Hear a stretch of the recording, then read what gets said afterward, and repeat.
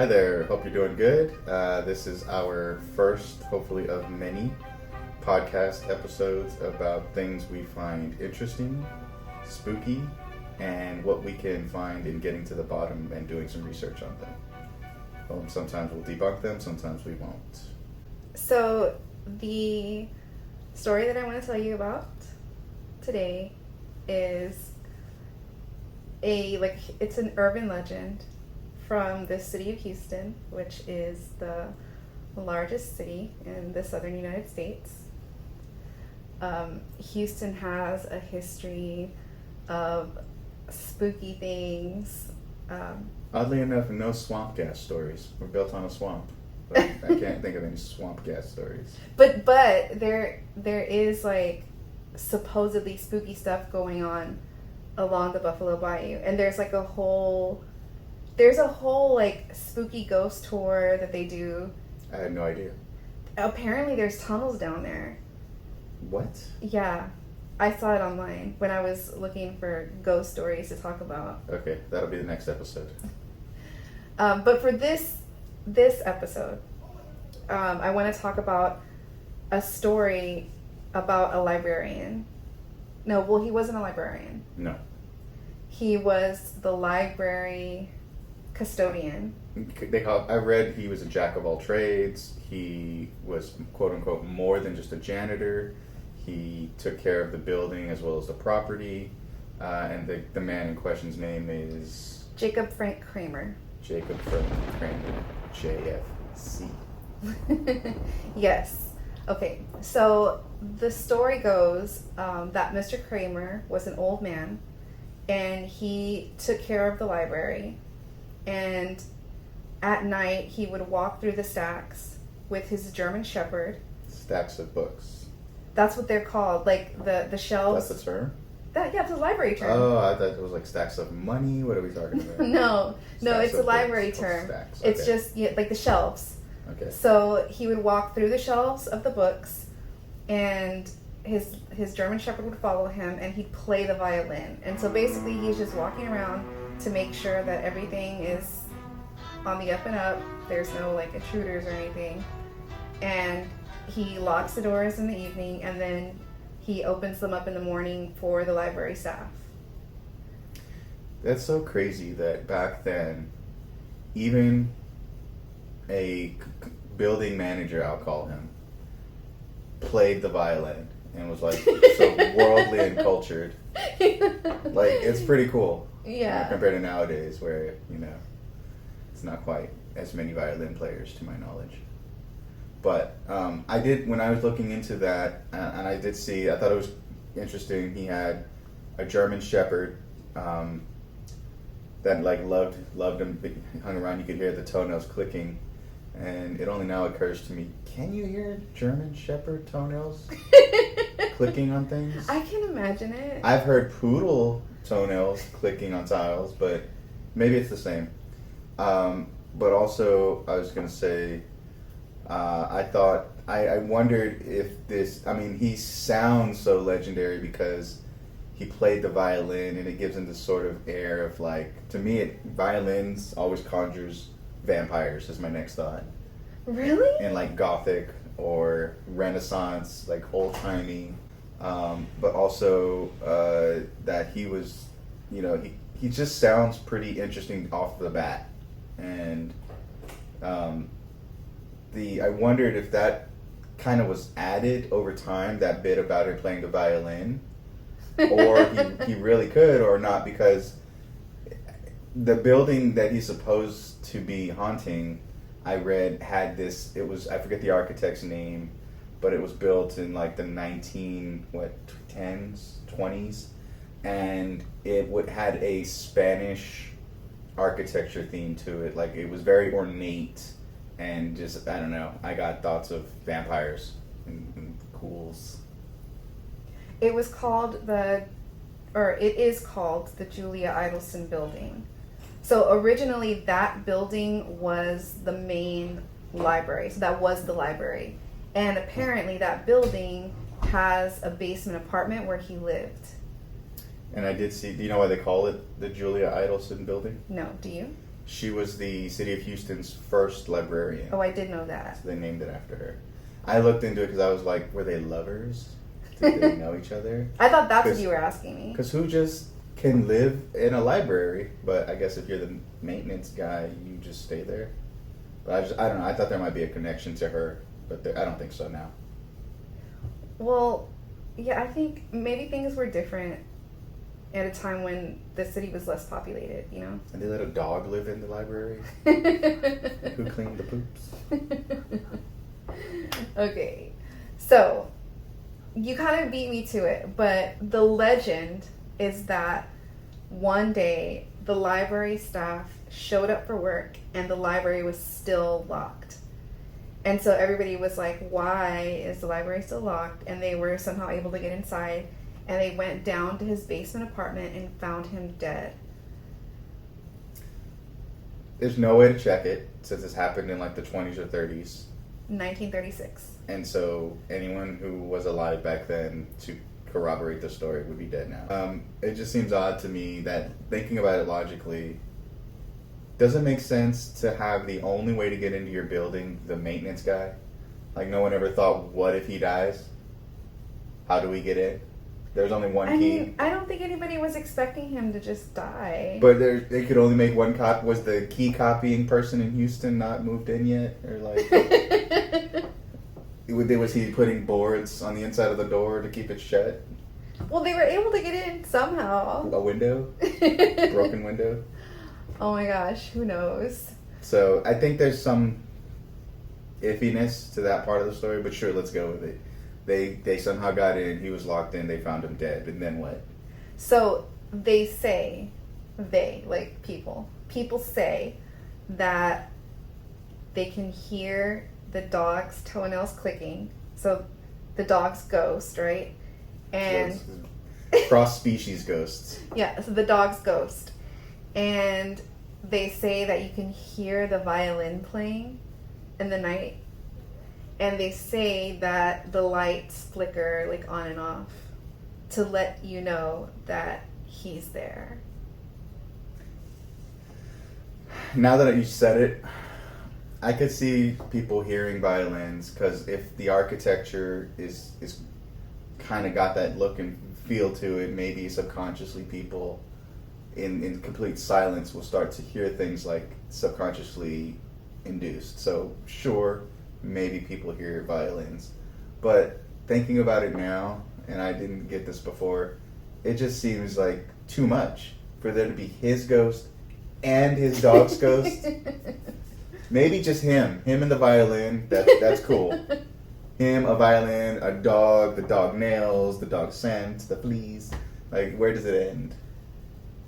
Well, I have a personal experience to share. Of an animal ghost? Of possibly having encountered this ghost. Oh, yes. Okay. So, one day, it was very close to closing. I'm always late for everything. And I took my kids to the Central Library downtown. And we went down to the basement in the elevator, because that's where the children's section is. And I don't remember if we were able to get into the children's section or not. I kind of recall, like, vaguely, we went in and they told us, hey, we're about to close. And then we left. And the lights were flickering on and off, the fluorescent lights. And so my kids were scared because they were little, like 3 and 4, like that age. And they were like, okay, Mommy, let's go. Come on, let's go. And I was like, wait, I hear like classical music like around the corner. Did they hear it? I don't remember. I just remember like saying, I want to go see where the music is coming from. And they were like, no, Mommy, stop, like, come here, let's just go. Because it was like around the corner from the elevator. And so like I walked over there and I kind of felt like they were scaring me because they were scared. And so I was like, and it was like, you know, dim down there. So you were in the basement? We're in the basement, yeah. So as soon as the elevator doors open, you're not in the children's section. It's like the basement, like there's like a hallway, like It's like a circular hallway. Not circular, it's angular, but it's like, it surrounds like the elevator. And so as soon as you get out to the right is like a double door set, and through those double doors is the children's section. But there's other doors, and so I think that those are like offices or classrooms or something. And so that's where I heard the music coming from. And so I was just curious. I wanted to see like what was going on. Well, that's interesting because when I read that his favorite place to play his violin was on the second floor, maybe the third, but near the balcony where it has like all the fancy marble or whatever, he would overlook things and play it. So well, okay, and see what you're referencing is the Julia Idleson building. But the thing is, I'm telling you an experience that I had not in the Julia Idleson building, but in the new, like the main Central Library building. It's not new anymore, but at the time it didn't exist. So when he died, that building didn't exist. So there was no second story to the regular library back then when he was in there? No, that's not what I'm saying. Oh. The Julia Idleson building is a whole separate building, right. And it's like across the pavilion. So it's like next door to the Central Library. And so when I read the story, like I immediately remembered that instance, that day that I took my kids down to the basement and we heard like the violin. Well, I guess it makes sense you heard it there then, and it doesn't make sense why I read that his favorite place to play was in the second floor area that didn't exist yet. So what's that? When was Wait, no, but the Julia Idleson building did exist. So it was there. So it was there. So they just weren't connected? I don't know if they're connected. Okay. So this is why like my story or my recollection of this event doesn't fit with the story. It doesn't fit with the story that people tell, because my recollection happened in a whole different building. But when I looked into it more, because I was like, well, this is weird, because I really do remember having, I'm being genuine. I remember having like this experience with my kids. I didn't think anything or much of it at the time. But then when I read the story, I was like, oh my God, was that, the ghost? Was that the phenomenon? Did I experience it? But I saw that it didn't match like the story that everyone else tells, because he supposedly died in a totally different building. Which building did he die in? The Julia Idleson building. Okay, so then he could have been playing his violin in that building. Yeah, exactly. So yes, so that could be true. So then why did I have this experience in the building across the street or across the pavilion across the way? If ghosts are real, then why do they have like limits, and like they're not going to be restricted to just that building? If they're both kind of now the library and he likes books, I read he's not going to, they said maybe he's still here because his unfinished business is he's not done reading all the books. That's funny. But here's what I think supports my recollection. No one's questioning your recollection. You don't have to like prove it. I am questioning my recollection. I don't believe in ghosts. Well, I don't either. But let me tell you my theory. This was my developing theory as I was doing my research. I read more about the building, the new building, the main building, the angular building, right? So I read a story about the architecture of that building. So somebody wrote an article. They don't like the architecture. They think it's like gaudy and not cute, right? One of the things that they complained about the architecture of the building was that it was poorly constructed. And they say that when it rains, water leaks through the pavilion into the offices down in the basement. Seems like something they should fix by now. But the pavilion is between the Central Library's main building and the Julia Idleson building, meaning that down in the basement, those buildings are connected. So that is the thing that made me feel like, oh wait, maybe this could be like real. Then I read a Houston Chronicle article online where they interviewed a bunch of employees from the building, and one of the library employees, a man, said that he heard the violin playing and saw the flickering lights down by the children's library, just like me. Well, then that's at least 2 library workers, because I saw an interview with a lady who had an experience and said similar things. So I think we need an interview. Well, we don't need to, but it would be interesting if we interviewed them and maybe got a different, maybe like a third person's tale of interactions with this supposed ghost. And then it would just be very interesting to like, why is everybody hearing this? I would like to like record that area and see if we could pick up the violin sounds. We should. Because I don't think that's been done. I couldn't find anything like that. We should go and record the basement. It's going to just be funny if there's just somebody in one of the little vestibules studying for like a law exam and just playing classical music to help study. And everyone's like, oh my God. Well, okay.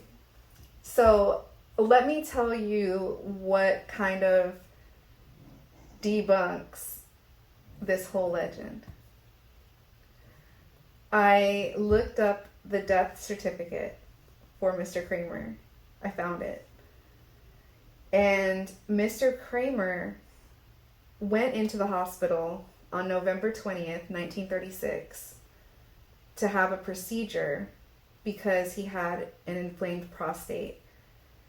And 2 days later, he had a sudden pulmonary hemorrhage that killed him. He died in the hospital. The legend says that they found him asleep, or they found him dead in his basement apartment. But he didn't die there. It's documented that he died in the hospital. The doctor signed the death certificate, and his like attestation, I guess, is that he saw Mr. Cramer alive on the 22nd, the day that he died. So he was there in the hospital. Who saw him? The doctor. Do you think that the people, like, because back then maybe information didn't travel as fast, do you think the story that he was dead when they arrived was because he couldn't come answer the door because his prostate was killing him? And they thought he was dead in bed, but he was really just unconscious from the pain. So they shipped him off thinking he's dead, or he went to the hospital. Maybe they didn't know all the details. Then he gets to the hospital, dies 2 days later. They have no idea. There's no internet. And so then they're just like, the word around town is, oh, did you hear? Like JFC died. I mean, they probably didn't call him that. But, like, Mr. Violins is gone. And who took his dog? Like, maybe somebody took his dog, and his dog went off somewhere to live with them. Why would his dog's ghost still be there? The dog gets me. The dog throws the whole thing out of whack for me. But, so he died in the hospital. I didn't see that anywhere in any of this few stories that I could find about this. So, does that mean it's debunked? I don't know. If we draw on valid source material, Beetlejuice, you know, when the 2 people died that owned the new home, they died going through a tunnel, fell into the river and drowned, and they woke up and they were stuck in their house. I thought you said they died in a car crash. Well, the car crashed and they fell into the river, I think. I don't know, it's been like 30 years. But they died outside of their home. And I think they drowned. And every time they tried to leave their home, they were teleported to like Mars with sandworms. So they couldn't leave. So maybe he's stuck in the library, and they added this building, and because it was physically attached, the rules were like, oh, well, you can go in that building because you haven't left. And so he's like, oh, I'm going to explore. Oh, you know what else was interesting? So this has nothing to do with the ghost story. Oh, great. No, but when I was reading the death certificate, I thought it was interesting that that his address at the time was listed as 500 McKinney Street, which is currently the address of the main building. The Julia Idleson building, currently the address is 550. So I guess back then in 1936 when he died, 500 was the address for the Julia Idleson building. And my guess is that when they made the new big library, the main library, that because the library already had that address and it was just across the street and people sent mail there, I'm guessing, things like that, water bill, whatever. Like, I don't know. I'm guessing that they just like said, okay, well, we'll put that address for this main building. It'll keep the same address. And then we'll just make the Julia Idleson building 550. So that's interesting. So I would like to record and check it out and see if we can hear anything. That would be really fun. But I guess my official thoughts on this whole thing is not real. It's just a legend. There's no ghost. Debunked. I don't know. Well, I look forward to looking further into it and seeing if we can learn anything more. But for now, I would say no ghost. Not spooky. What do you think? Let us know in the comments below.